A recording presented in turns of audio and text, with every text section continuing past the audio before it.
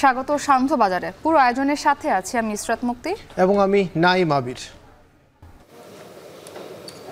নবনিযুক্ত মাননীয় উপদেষ্টাগণকে অনুগ্রহপূর্বক মহামান্য রাষ্ট্রপতির নিকট উপদেষ্টা পদের শপথ ও গোপনতার শপথ গ্রহণের জন্য সবিনয় অনুরোধ জানাচ্ছি। সশ্রদ্ধ চিত্তে শপথ করিতেছি যে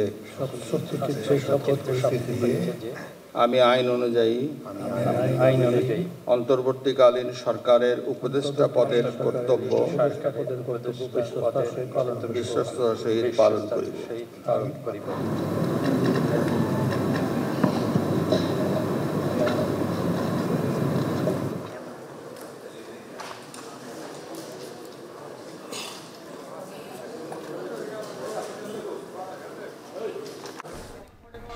মুক্ত আমরা দেখছিলাম যে আকার কিন্তু বাড়লো উপদেষ্টা পরিষদের অন্তর্বর্তীকালীন সরকারের, এবং নতুন করে আরও 4 উপদেষ্টা শপথ নিয়েছেন এবং দ্রুতই তাদের মন্ত্রণালয়ে বন্টন করা হবে কারা কোন দায়িত্ব পাচ্ছেন।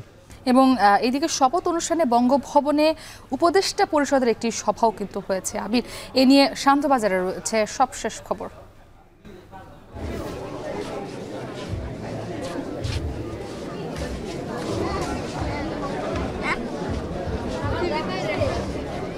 আমরা সবাই মুক্ত, আমাদের ভয়টা তো চলে গেছে, তাই না? ইভেন এই কার্টুনের প্র্যাকটিসের ভিতর দিয়ে ভয়টা চলে গেছে সবার, তাই না? এখন আমরা মুক্তভাবে কাজ করব। তো এখন যখন আবার নতুন করে শুরু হচ্ছে, আমরা আশা করব যে আমরা সবাই মিলে নতুন উদ্যমে আঁকবো, আবার খবরের কাগজের প্রথম পাতায় আমরা কার্টুন দেখব।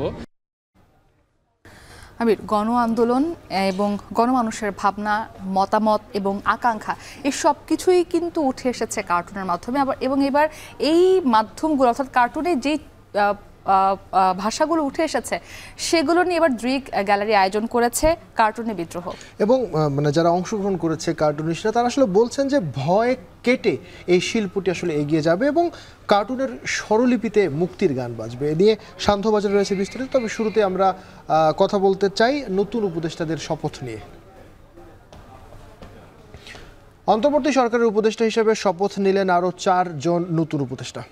তারা হলেন ওয়াহিদ উদ্দিন মাহমুদ, আলী ইমাম মজুমদার, ফাউজুল করিম খান এবং জাহাঙ্গীর আলম চৌধুরী। বিকেলে বঙ্গভবনে রাষ্ট্রপতি মোহাম্মদ শাহাবুদ্দিন তাদের শপথ বাক্য পাঠ করান। তবে এখনও নতুন উপদেষ্টাদের দপ্তর বন্টন হয়নি। দেবরাজ দেব জানাচ্ছেন বিস্তারিত।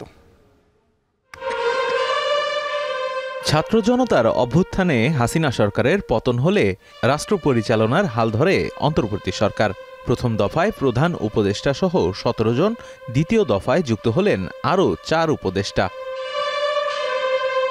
মূলত অন্তর্বর্তী সরকারের কার্যক্রম আরও গতিশীল ও সংস্কার প্রক্রিয়া ত্বরান্বিত করতে বাড়ানো হলো উপদেষ্টা পরিষদের আকার।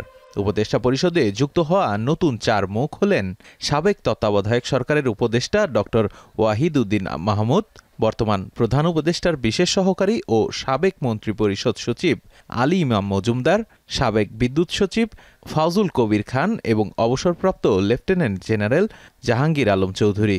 সশ্রদ্ধ চিত্তে শপথ করিতেছি যে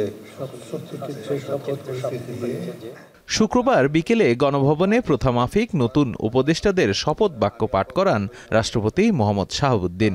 রেওয়াজ অনুযায়ী জাতীয় সঙ্গীত ও কোরআন তেলাওয়াতের মাধ্যমে শুরু হয় শপথ অনুষ্ঠান।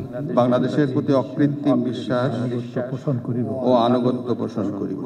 এ সময় উপস্থিত ছিলেন সরকারের প্রধান উপদেষ্টা ডক্টর মোহাম্মদ ইউনূস সহ পুরো উপদেষ্টা পরিষদ। নতুন 4 জন সহ উপদেষ্টা পরিষদের সদস্য সংখ্যা দাঁড়ালো 21 জনে। দেবরাজ দেব, এখন, ঢাকা। এদিকে 4 উপদেষ্টার শপথ গ্রহণের পর বঙ্গভবনে বৈঠক করেন উপদেষ্টা পরিষদের সদস্যরা। প্রধান উপদেষ্টা ডক্টর মোহাম্মদ ইউনূসের সভাপতিত্বে বৈঠকে অংশ নেন উপদেষ্টারা। এতে যোগ দেন সদ্য শপথ নেওয়া 4 উপদেষ্টা।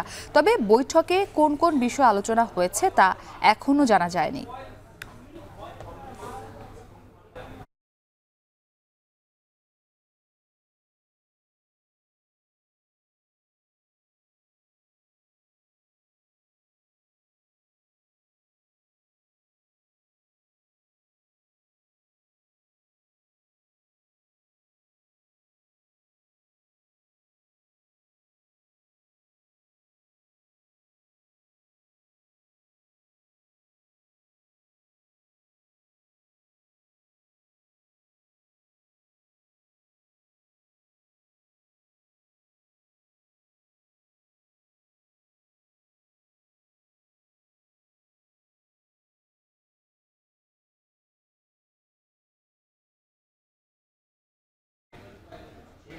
রাজধানীর নিউ মার্কেট থানায় করা হত্যা মামলায় সাবেক সেনা কর্মকর্তা জিয়াউল আহসানকে 8 দিনের রিমান্ড দিয়েছেন মুখ্য মহানগর হাকিমের আদালত।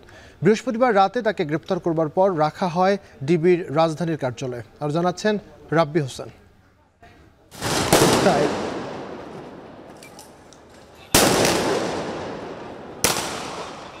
কোটা সংস্কার আন্দোলনকালে নিউ মার্কেট এলাকায় নিহত হন পাপোশের দোকানের কর্মচারী শাহজাহান আলী। তাকে হত্যার অভিযোগে নিউ মার্কেট থানায় মামলা দায়ের করেন তার মা আয়েশা বেগম। সেই মামলায় আলোচিত সাবেক সেনা কর্মকর্তা মেজর জেনারেল জিয়াউল আহসানকে খিলক্ষেত এলাকা থেকে বৃহস্পতিবার রাতে গ্রেফতার করে ঢাকা মেট্রোপলিটন পুলিশ।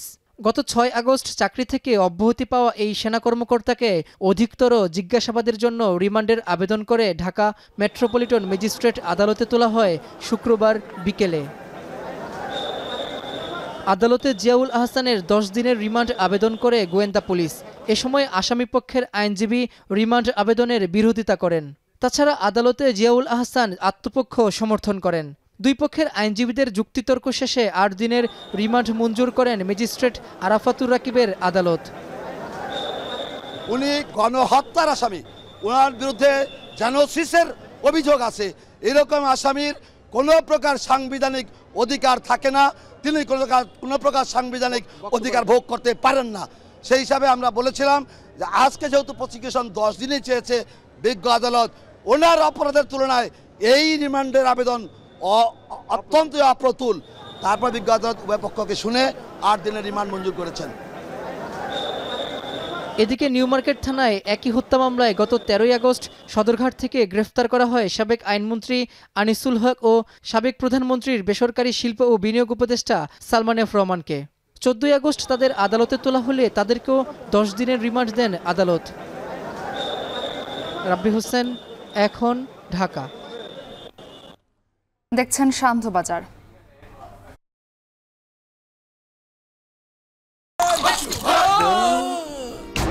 আমি এই চেয়ারে বসবো না। বাচ্চু ভাই, এই চেয়ারকে ভয় পেও না। ডেন্টিস্টের পরামর্শে নাও নতুন কোলগেট অ্যাক্টিভ সোল, যা দাঁতের সমস্যা শুরু হওয়া মাত্রই থামিয়ে দেয়। না থাকবে ব্যথা, না থাকবে ভয়। 15 আগস্টে ধানমন্ডি 32 নম্বরে অনাকাঙ্ক্ষিত ঘটনায় দুঃখ প্রকাশ করে বৈষম্য বিরোধী ছাত্র আন্দোলনের সমন্বয়ক সার্জিস আলম বলেছেন, কেউ জড়িত থাকার অভিযোগ প্রমাণিত হলে কমিটি থেকে প্রত্যাহার করার পাশাপাশি আইনি ব্যবস্থা নেওয়া হবে। সকালে ঢাকা বিশ্ববিদ্যালয়ের অমর 21 হলের সামনে সাংবাদিকদের তিনি আরও জানান, কেউ শোক ও শ্রদ্ধা জানাতে চাইলে তাকে বাধা দেয়া যাবে না। এছাড়াও কোন হোটেল, হোস্টেল বা রাস্তায় কাউকে তল্লাশি করার অধিকার শিক্ষার্থীদের নেই বলেও জানান সার্জিস আলম। আরও জানাবেন সিউল আহমেদ। 15 আগস্ট বঙ্গবন্ধুর মৃত্যুবার্ষিকীর আগের দিন থেকেই ধানমন্ডি 32 নম্বরে বঙ্গবন্ধুর বাড়ির সামনে সমবেত হতে শুরু করে শিক্ষার্থীরা। 15 আগস্ট সকালে শোক ও শ্রদ্ধা জানাতে এসে ধানমন্ডিতে অবস্থানরতদের কাছে হামলা ও লাঞ্ছনার শিকার হতে হয় অনেককেই। এ সময় লাঠি হাতে অনেককে অবস্থান নিতে দেখা যায় বঙ্গবন্ধু শেখ মুজিবুর রহমান স্মৃতি জাদুঘরের আশেপাশে। ধানমন্ডি এলাকায় পথচারীদের থামিয়ে পরিচয়পত্র সহ মোবাইল ফোনের ছবি ও তথ্যাদি তল্লাশিও করে দেখা হয়। এসব ঘটনার ভিডিও ফুটেজ ছড়িয়ে পড়ে বিভিন্ন সামাজিক যোগাযোগ মাধ্যমে, যা নিয়ে তৈরি হয় মিশ্র প্রতিক্রিয়া।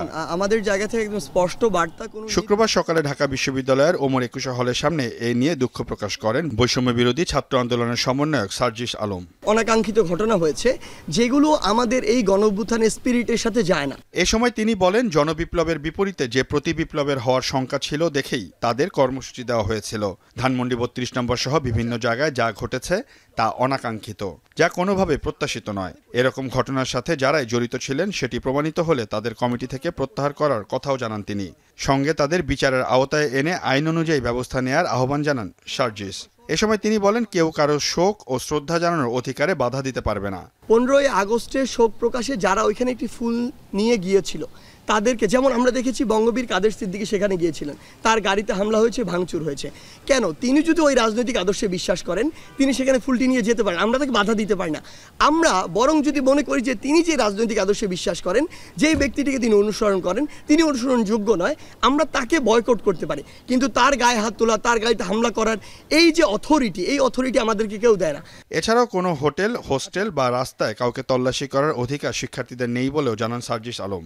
বৈষম্য বৈষম্য বিরোধী ছাত্র আন্দোলন আসলে এরকম কোনো কিছুকে প্রমোটই করে না যে কেউ একজন কোনো একটি হোস্টেলে গিয়ে সার্চ করবে, কেউ একজন কোনো একটি আবাসিক হোটেলে যাবে, একজন মানুষকে বিবস্ত্র করা থেকে শুরু করে গায়ে হাত তোলা, এগুলো কোনোদিন আইনসঙ্গত নয়। সেই জায়গা থেকে তাদের আইনগত ব্যবস্থা নেওয়ার জন্য যা করা প্রয়োজন একটি প্রেশার গ্রুপ হিসেবে বৈষম্য বিরোধী ছাত্র আন্দোলন সেই কাজটি করবে। এছাড়াও শিক্ষার্থীদের রাস্তায় না থেকে দ্রুত পড়ার টেবিলে ফিরে যাওয়ারও আহ্বান জানান তিনি। আমরা স্টুডেন্টদেরকে স্পষ্টভাবে বলি যে আমাদের ভাই বোনেরা তারা যেটি করেছে জাতির সংকটে, এটার জন্য তাদেরকে ধন্যবাদ। এখন তাদেরকে আসলে পড়ার টেবিলে ফিরে যেতে হবে। সিউল আহমেদ, এখন, ঢাকা। বিএনপি সহিংসতা ও প্রতিহিংসার রাজনীতি করে না বলে মন্তব্য করেছেন দলের মহাসচিব মির্জা ফখরুল ইসলাম আলমগীর। খালেদা জিয়ার জন্মদিন উপলক্ষে নয়াপল্টনে দলের কেন্দ্রীয় কার্যালয়ে আয়োজিত দোয়া মাহফিল অনুষ্ঠানে তিনি জানান, খালেদা জিয়াকে চিকিৎসার জন্য বিদেশে নেবার চেষ্টা করা হচ্ছে।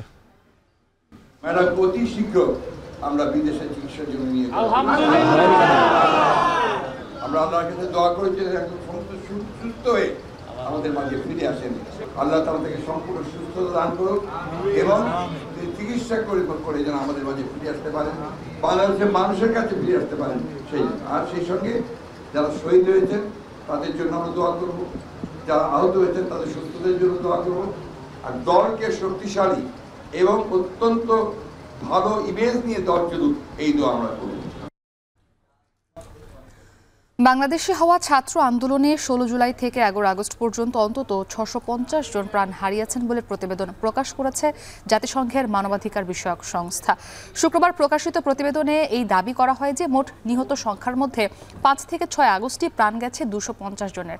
7 থেকে 11 আগস্ট পর্যন্ত যারা মারা গেছেন তারা সবাই বিভিন্ন হাসপাতালে আহত অবস্থায় চিকিৎসাধীন ছিলেন। আর এই ঘটনাকে অসামঞ্জস্যপূর্ণ বল প্রয়োগ এবং বিচার বহির্ভূত হত্যাকাণ্ড হিসেবে চিহ্নিত করেছে সংস্থাটি। এমনকি নিরাপত্তা বাহিনী বিক্ষোভকারীদের ওপর গুলি চালানোর জন্য হেলিকপ্টার ব্যবহার করে সহিংসতা আরও তীব্র পর্যায়ে নিয়ে গেছে দাবি করা হয়েছে। এমনকি ইন্টারনেট বন্ধ করে বিএনপি জামায়াতের নেতাকর্মী ছাত্রনেতাদের টার্গেট করে গ্রেপ্তার অভিযান চালানো হয়েছে। এর মধ্যে 4.5 লাখ অজ্ঞাতনামা এবং 2000 চিহ্নিত ব্যক্তিকে বিভিন্ন অপরাধের জন্য নথিভুক্ত হয় বলেও প্রতিবেদনে উঠে এসেছে।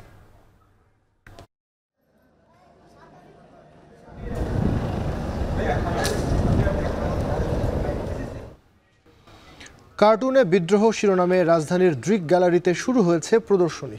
সাম্প্রতিক ছাত্র জনতার আন্দোলন ও গণ অভ্যুত্থানে এই কার্টুন প্রদর্শনীর উপজীব্য। প্রদর্শনী খোঁজ খবর রাখছেন সহকর্মী শাহিনুল সাগর, সরাসরি যুক্ত হচ্ছি তার সাথে। সাগর, এই কার্টুন প্রদর্শনীতে যে শিল্পকর্মগুলো স্থান পেয়েছে তাদের আঁকিয়ে কারা এবং প্রদর্শনী নিয়ে যারা আয়োজক তারা কি বলছেন, দর্শনার্থীরা এবার কি বলছেন, বিস্তারিত জানাবেন।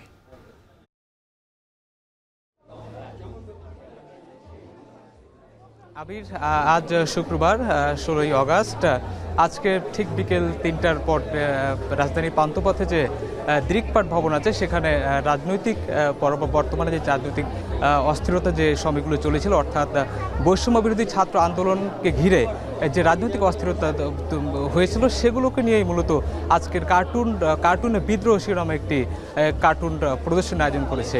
আমি এখানে কথা বলেছি, আমি সেই দৃশ্যগুলো আপনাকে দেখাতে চাই।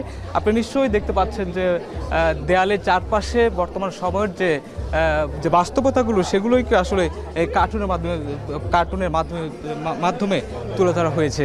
আমরা এখানকার যারা আয়োজক ছিলেন তাদের সঙ্গে কথা বলেছি, তারা বলেছেন যে ঠিক দীর্ঘ কত বছর আগে রাজনৈতিকভাবে বর্তমানে যে চালচিত্র সেগুলো নিয়ে যে কার্টুন আয়োজন করবে সেটা হয়তো অনেক বছর এটা সম্ভব হয়েছে।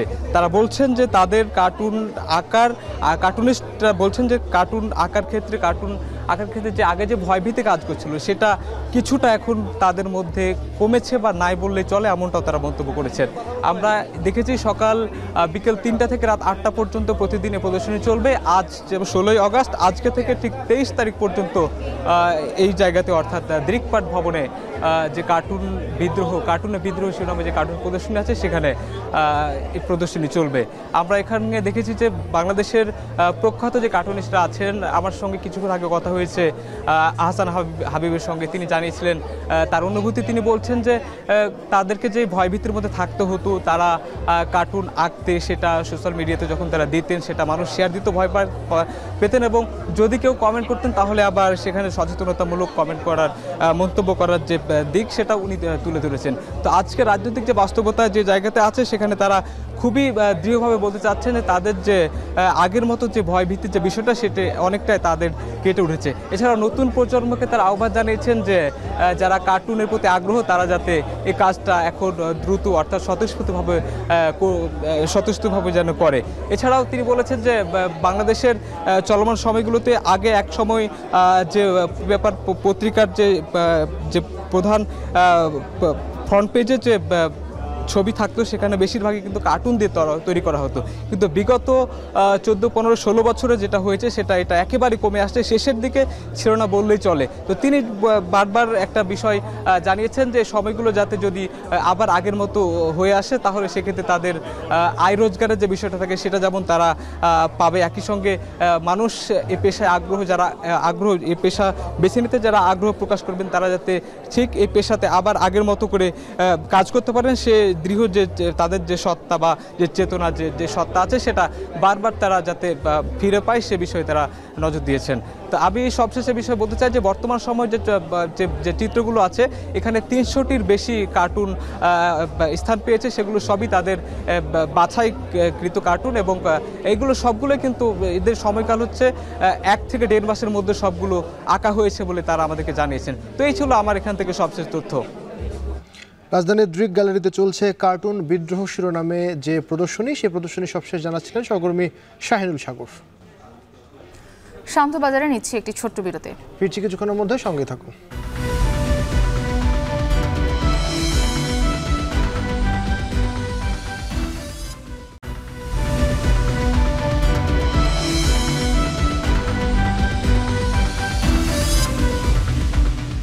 ফিরে এলাম বিরতির পর। দেখছেন শান্তবাজার।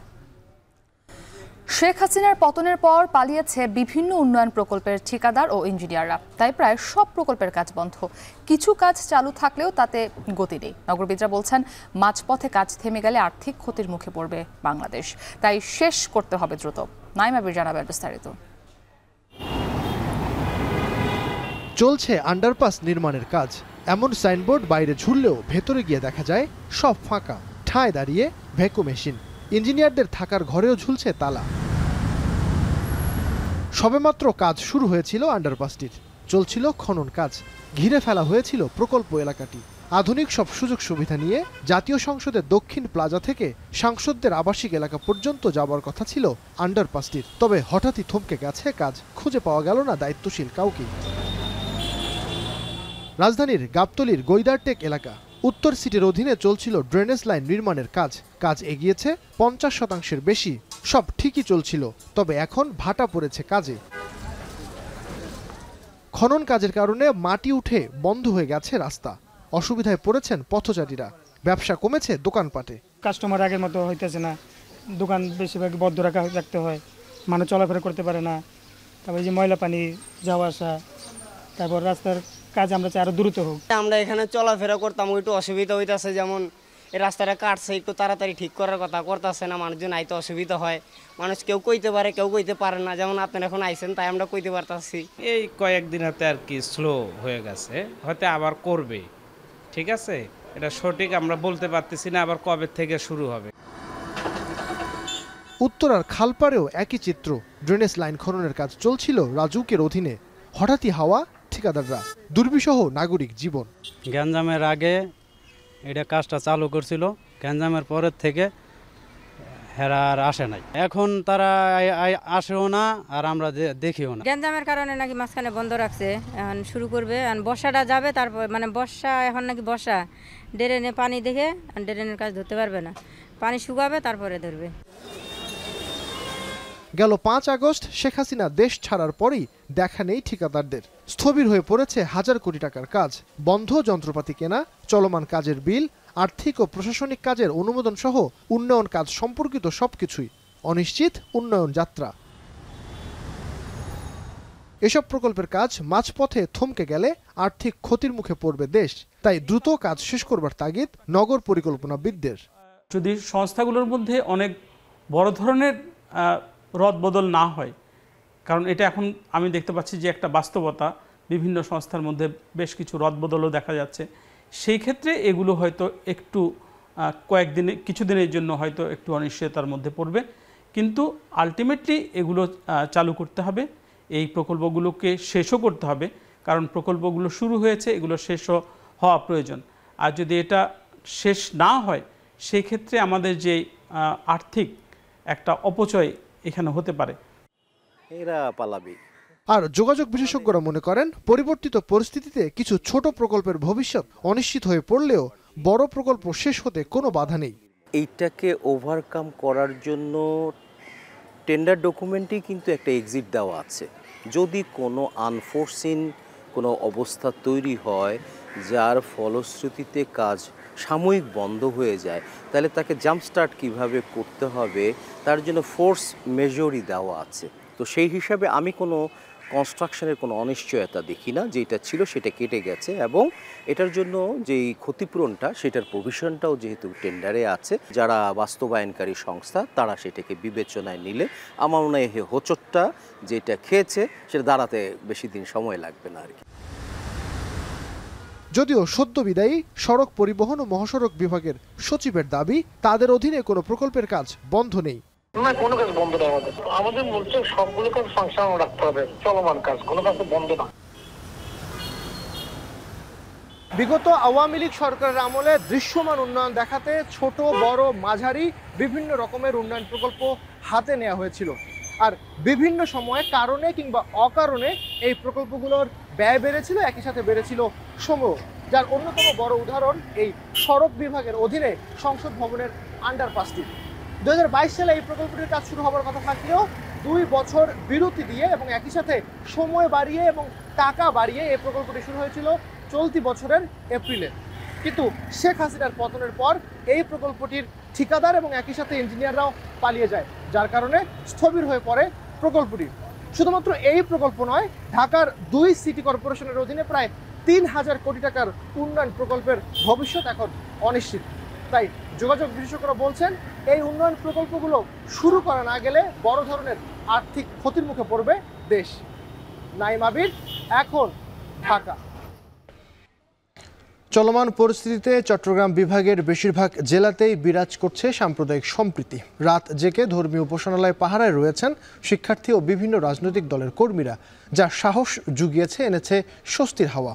বাংলাদেশ হিন্দু বৌদ্ধ খ্রিস্টান ঐক্য পরিষদের দাবি, 5 আগস্টের পর থেকে বিভাগের 4 জেলায় অন্তত 24টি হামলা লুটপাটের ঘটনা ঘটেছে। এ নিয়ে এখনও আতঙ্ক রয়েছে, তবে সামাজিক যোগাযোগ মাধ্যমে ছড়িয়ে পড়া অনেক ঘটনারই সত্যতা মেলেনি। সহকর্মীদের পাঠানো তথ্য ও ছবিতে বিস্তারিত জানাচ্ছেন শোয়েব রহমান। ফেনীর বাঁশপাড়া কোয়ার্টারের দুর্গা মন্দির। গেল 5 আগস্ট এই মন্দিরে হামলা ও ভাঙচুরের খবর ছড়িয়ে পড়ে সামাজিক যোগাযোগ মাধ্যমে, যদিও ঘটনাস্থলে গিয়ে মিল পাওয়া যায় না বাস্তবতার সাথে। স্থানীয়রা বলছেন, একটি মহল সেদিন গুজব ছড়িয়েছে। ফেনী জেলায় মোট 143টি মন্দির, একটি চার্চ ও 3টি বৌদ্ধ বিহার রয়েছে। এসব স্থানে পাহারা বসিয়েছেন শিক্ষার্থী ও রাজনৈতিক দলের কর্মীরা। বিভিন্ন রাজনৈতিক দলের সাথে নেতৃবৃন্দের সাথে কথা হয়েছে, ওনারা পুরা গ্রামে গ্রামে এবং বিভিন্ন মন্দির পাহারা দিচ্ছে। ইতিমধ্যে ফেনী জেলায় কোথাও কোনো মন্দিরে কোনো হামলার ঘটনা ঘটেনি। প্রশাসনও আমাদেরকে দেখছে এখন, এবং তারাও আমাদের প্রতি লক্ষ্য রাখতেছে, এই জন্য আমরা এখন নির্ভয়ে আছি। ফেনীর মধ্যে ওরকম সমস্যা হয়নি বৌদ্ধদের উপরে। এদিকে নোয়াখালীর কবিরহাট, হাতিয়াসহ বিভিন্ন উপজেলায় সংখ্যালঘুদের বাড়ি ও ব্যবসা প্রতিষ্ঠান মিলিয়ে 5টি হামলার তালিকা প্রকাশ করেছে হিন্দু বৌদ্ধ খ্রিস্টান ঐক্য পরিষদ। তবে প্রশাসন বলছে, এ জেলার কোথাও উপাসনালয়ে হামলা হয়নি। এছাড়া খাগড়াছড়িতে কিছু সংখ্যালঘুর বাড়িতে হামলার ঘটনা ঘটলেও স্বাভাবিক রয়েছে রাঙামাটি ও বান্দরবানের পরিস্থিতি। আমাদের নোয়াখালীতে এখন ওইরকম কোনো ঘটনা ঘটেনি। আমি তাদের সাথে আমরা বৈঠক করেছি, তাদের সাথে আমরা কথা বলেছি। এখানে আমাদের আইন শৃঙ্খলা বাহিনী অলরেডি আমাদের সেনাবাহিনীর সঙ্গে টহল দিচ্ছে, এবং আমাদের বিভিন্ন এলাকায় স্বেচ্ছাসেবক যারা আছে বিভিন্ন পর্যায়ে মানুষ মানে নিজেদের পর্যায়ে তারা একটা কমিটি করে তারা নিজেরা পাহারা দিচ্ছে। অন্যদিকে ব্রাহ্মণবাড়িয়ায় পূজা উদযাপন পরিষদের 2 নেতার বাড়িতে হামলা হয়েছে। মূলত পূর্বশত্রুতার জেরে এই ঘটনা ঘটতে পারে বলে ধারণা হিন্দু বৌদ্ধ খ্রিস্টান ঐক্য পরিষদের। ব্রাহ্মণবাড়িয়াতে এমন কোনো সাম্প্রদায়িক ঘটনা ঘটছে বলে আমাদের নলেজে নেই। টুকটাক যেটি হয়েছে এটি মানে পূর্ব শত্রুতার কিছু যে দেশের দক্ষিণ পূর্বাঞ্চলের জেলা কক্সবাজারে এখন পর্যন্ত কোনো সাম্প্রদায়িক হামলার খবর মেলেনি, তবে বিভিন্ন স্থানে হামলার খবরে আতঙ্কিত এখানকার সংখ্যালঘুরা। তাই পালাক্রমে রাত জেগে ধর্মীয় উপাসনালয়ে পাহারা দিচ্ছেন তারা। সাথে যোগ দিয়েছেন স্থানীয়রা সহ বিভিন্ন রাজনৈতিক দল। বর্তমানে আমাদের প্রতিটি পাড়ায় মন্দিরে যে আমাদের বিএনপি এবং জামায়াতের লোকজন প্রতিনিধিরা আমাদের খোঁজখবর নিয়েছেন, আমাদের মন্দিরে গিয়েছেন ওনারা, এবং ওনারা ওখানে রাত্রিবেলায় ওনারা একটা ওখানে ওদের দলীয় মানুষজন আমাদের ওখানে আমাদের অভয় দেওয়ার জন্য পাড়া মহল্লায় গিয়েছেন। আমরা এটাকে সাধুবাদ জানাই। সন্ত্রাসীরা বা ডাকাতি হতে পারে এরকম আতঙ্ক এখনও রয়েছে, সেজন্য এখনও পর্যন্ত তারা রাতে পাহারা দিচ্ছেন। এই রাতে পাহারাদের সাথে অনেক মুসলমান বাইরে এসে কিন্তু রাতে পাহারায় সহায়তা করছেন। গেল ৫ আগস্ট থেকে চট্টগ্রাম নগরীর রাউজান, বাঁশখালী সহ বিভিন্ন উপজেলায় সংখ্যালঘুদের বসতবাড়ি, ব্যবসা প্রতিষ্ঠান, উপাসনালয়ে ১৬টি হামলার কথা জানায় হিন্দু বৌদ্ধ খ্রিস্টান ঐক্য পরিষদ। এর মধ্যে মহানগরে ২ নম্বর গেট এলাকায় সনাতন ধর্মের একজনের বাসায় হামলা করে দুর্বৃত্তরা। যদিও ভুক্তভোগীরা জানান, জায়গা সম্পত্তি নিয়ে আত্মীয়দের সাথে বিবাদ থাকলেও আক্রমণকারীদের সাথে কোনো বিবাদ নেই। এটা আমার মাদের পৈতৃক সম্পত্তি, আমার মার ভাই, আমার মার বাবা, আর হচ্ছে কি ওনার ভাইয়ের সাথে এটা নিয়ে জায়গা নিয়ে সমস্যা ছিল। গেল ৫ আগস্ট থেকে ধর্মীয় উপাসনালয়ে হামলা নিয়ে সামাজিক যোগাযোগ মাধ্যমে গুজবের সংখ্যা ছিল অনেক বেশি, আর তা প্রতিরোধে ৬ আগস্ট থেকে চট্টগ্রাম বিভাগের ধর্মীয় উপাসনালয় পাহারা দেয় বিভিন্ন রাজনৈতিক দল, শিক্ষার্থী ও সচেতন মানুষ। এতে স্বস্তি ফিরেছে সংখ্যালঘুদের মাঝে। শোয়েব রহমান, এখন চট্টগ্রাম। শান্ত বাজারে নিচ্ছে আরো একটি ছোট্ট বিরতি। ফিরছে একটু পর, সঙ্গে থাকুন।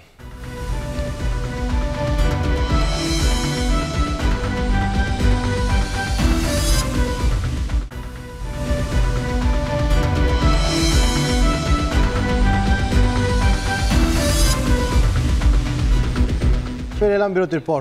দেখছেন শান্ত বাজার। বৈষম্য বিরোধী ছাত্র আন্দোলনের প্রতি মানুষের প্রত্যাশা তৈরি হয়েছে জানিয়ে সমন্বয়ক হাসনাত আব্দুল্লাহ বলেন, জনমত গঠনের ভিত্তিতে রাজনৈতিক দল গঠনের সিদ্ধান্ত হতে পারে। ঢাকা মেডিকেল ও বার্ন ইউনিটে আহতদের দেখতে গিয়ে তিনি এ কথা বলেন। এ সময় ২৪ ঘন্টার মধ্যে স্বাস্থ্য বিভাগকে দৃশ্যমান পদক্ষেপ নেবার আহ্বান জানান তিনি। ট্রাফিক পুলিশ নিয়ন্ত্রণ করছে শিক্ষার্থীরা, বা আমরা বিভিন্ন হসপিটালে ছুটে যাচ্ছি, বিভিন্ন ধরনের আইনশৃঙ্খলা পরিস্থিতিকে স্বাভাবিক করার চেষ্টা করছি। এটি কিন্তু পুরোটি হচ্ছে স্বেচ্ছাসেবীমূলক একটি কাজ। এখানে কোনো ধরনের আমাদের পলিটিক্যাল অথরিটি নেই, আমাদের আইনগত কোনো অথরিটি নেই। সেই জায়গা থেকে এই গভর্নমেন্টের কাজকে ত্বরান্বিত করার জন্য আমরা আমাদের জায়গা থেকে চেষ্টা করছি। কিন্তু এই অন্তর্বর্তীকালীন সরকারের যারা দায়িত্বপ্রাপ্ত রয়েছেন তাদের উচিত ছিল যত দ্রুত সম্ভব আহতদের পাশে দাঁড়ানোর ভিজিবল পদক্ষেপ নেওয়া, কিন্তু আমরা ভিজিবল কোনো পদক্ষেপ দেখিনি, যে কারণে আমরা অন্তর্বর্তীকালীন সরকারের স্বাস্থ্য বিভাগের আমরা নিন্দা জানাচ্ছি। সপ্তাহ ব্যবধানে ফের বেড়েছে সবজির দাম। সাপ্তাহিক ছুটির দিনে সবচেয়ে বেশি বেড়েছে টমেটো ও কাঁচা মরিচের দাম। দাম বাড়ার কারণ হিসেবে সরবরাহের ঘাটতির কথা জানান বিক্রেতারা। তবে ভোক্তা অধিকারের সঙ্গে বাজার মনিটরিংয়ে নামা শিক্ষার্থীরা বলছেন, নজরদারির অভাবে বাজারের দাম বাড়িয়ে সুবিধা নেয় মধ্যস্বত্বভোগীরা। আরও জানাচ্ছেন মাঝারিমন। বাজারে ফের বেড়েছে কাঁচামরিচের দাম। ১৮০ টাকা থেকে গেল এক সপ্তাহের ব্যবধানে এর দাম ছুঁয়েছে ৩২০ টাকায়। শুক্রবার রাজধানীর বাজারগুলোতে বেশিরভাগ সবজির দামই কয়েকদিনের তুলনায় বেশি দেখা যায়। কাঁচামরিচের সাথে টমেটো ৩০ টাকা বেড়ে ১৫০ টাকা, বেগুন ও শসায় ১০ টাকা বেড়ে ৮০ টাকা বিক্রি হচ্ছে। লেবু লুচিয়া খালি ৭০ টাকা, আগে এই লেবু আরো কম দামে কিনছি। বাজারে কোনো পরিবর্তন নেই, আমরা কিভাবে চলবো? আর এখন যদি একটু দাম কমে আমরা একটু স্বস্তির হব। চাঁদাবাজি না থাকলে আমরা যারা আছি এই জিনিসগুলো কম দামে মানুষ পাবে, ভোগ করতে পারবে, এতে মানুষের অনেক সুবিধা হবে। সবজির দাম সবসময় ওঠানামা করার পুরনো যুক্তি দিয়ে বিক্রেতারা বলছেন, সরবরাহ কমায় বেড়েছে সবজির দাম। তুলনায় এই ভাই ১২০ টাকা বেশি হয়েছে কাঁচামরিচের দাম, কারণ এগুলো বাইরের মরিচ, এটা দেশি মরিচ না। আমদামিটা যদি আপনার বেশি হয়ে যায় তো মালের দামটা অটোমেটিক কমে যায় আগে, আর মালের দাম যদি আপনি কম হয় তাহলে অটোমেটিক দামটা বাইরে যাবো। সপ্তাহ মানে হলো ২-৩টা সবজির দাম তুলনামূলক একটু বেশি, আর হলো বাকি সবজিগুলো মানে আগের মতনই আছে। দাম নিয়ন্ত্রণে শিক্ষার্থীদের সাথে নিয়ে কারওয়ান বাজারে অভিযান পরিচালনা করেছে জাতীয় ভোক্তা অধিকার। অভিযানে যুক্ত হওয়া শিক্ষার্থীরা বলছেন, নজরদারির অভাবে বাজারে দাম বাড়িয়ে সুবিধা নেয় মধ্যস্থভোগীরা। মিডলম্যান হিসাবে একজন হাত বাড়তে বাড়তে টাকা বাড়তেছে। এই টাকা বাড়ার কারণে আমাদের যে মুরগির দাম হয় সেটা বেড়ে যেতেছে। কত টাকায় মুরগি কিনতেছেন এবং কত টাকায় মুরগিটাকে আপনি সেল করতেছেন, কিন্তু তারা এই ধরনের কোনো রিসিভ রাখতেছে না। আমরা স্টুডেন্ট, তো আমাদের উচিত আমাদের মতন যারা প্রত্যেকদিন দৈনন্দিন বাজার করতে আসে সবার উচিত হচ্ছে জনে সবাইকে সচেতন হওয়া। এদিকে কারওয়ান বাজারে বেচাকেনার দামে তারতম্য সহ নানা অপরাধে এক ব্যবসায়ীকে 50,000 টাকা জরিমানা করা হয়। আমাদের কাছে এভিডেন্স আছে এবং ওনার কথার যে স্বীকারোক্তি তার প্রেক্ষিতে এটি প্রমাণিত হয় যে এই মরা মুরগিগুলোই মূলত ওনারা প্রসেস করে ফ্রিজে সংরক্ষণ করেছেন দীর্ঘদিন যাবৎ এবং বিভিন্ন রেস্টুরেন্টে ওনারা সাপ্লাই দেন। এই অপরাধে এই প্রতিষ্ঠানটিকে 50,000 টাকা জরিমানা আরোপ সহ জনস্বার্থে পরবর্তী নির্দেশ নেওয়া দেওয়া পর্যন্ত এই প্রতিষ্ঠানের সকল প্রকার কার্যক্রম বন্ধ রাখার নির্দেশনা দেওয়া হয়েছে। বাজার ব্যবস্থাপনায় শৃঙ্খলা ফেরাতে ভোক্তা অধিকার সংরক্ষণ অধিদপ্তরের সাথে থাকার কথা জানান শিক্ষার্থীরা। মাঝার ইমন, এখন, ঢাকা। সময় হলো আরও একটি ছোট্ট বিরতির। একটু পর সঙ্গে থাকুন।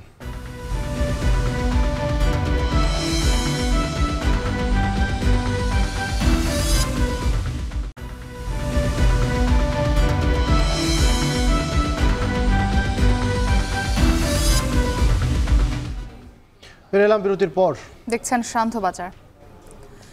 থাইল্যান্ডের নতুন প্রধানমন্ত্রী হিসেবে পেতোংতার্ন সিনাওয়াত্রাকে নির্বাচিত করেছে দেশটির পার্লামেন্ট। এর মাধ্যমে দেশটির ইতিহাসে সর্বকনিষ্ঠ প্রধানমন্ত্রী হবার রেকর্ড গড়লেন 37 বছর বয়সী এই রাজনীতিবিদ।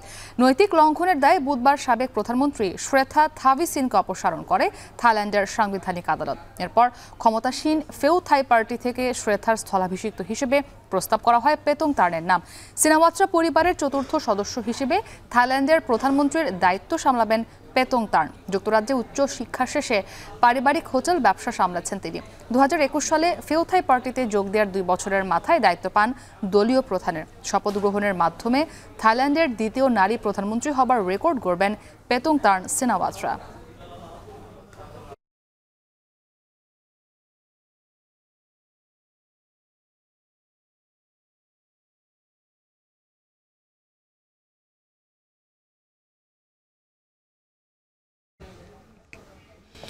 নারী চিকিৎসককে ধর্ষণ ও হত্যার ঘটনায় বৃহস্পতিবার মধ্যরাতেও ভারতের রাজপথ ছিল সাধারণ মানুষের দখলে। বাম দলগুলোর ডাকে শুক্রবার পশ্চিমবঙ্গ জুড়ে চলছে বাংলা বন্ধ। মুখ্যমন্ত্রী পদত্যাগের দাবিতে বিজেপির নেতৃত্বে রাজ্য জুড়ে চলছে অবরোধ ও কর্মবিরতির কর্মসূচি। জরুরি ছাড়া সকল সেবা বন্ধ রেখেছে ইন্ডিয়ান মেডিকেল অ্যাসোসিয়েশন। পাল্টা কর্মসূচি হিসেবে অভিযুক্তদের ফাঁসির দাবিতে শুক্রবার মমতার নেতৃত্বে মিছিল করবে তৃণমূল কংগ্রেস। বাকিটা জানাবেন নাফি আরমান মনন।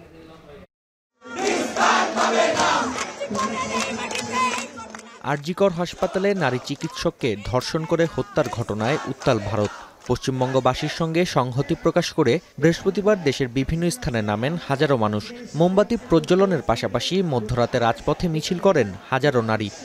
जो स्टाफ हम लोग के ड्यूटी किया था, night duty, whether it is nurse और डॉक्टर, उन लोग के साथ जो भी हुआ है उसका दाय मतलब उसका रिस्पॉन्सिबिलिटी कौन लेगा, इस सब चीज का हम लोग को रिटन एक्सप्लेनेशन चाहिए with apiology. A fellow colleague was brutally murdered, so we want justice for her, as well as the vandalizing of the properties of the hospital. We are against that.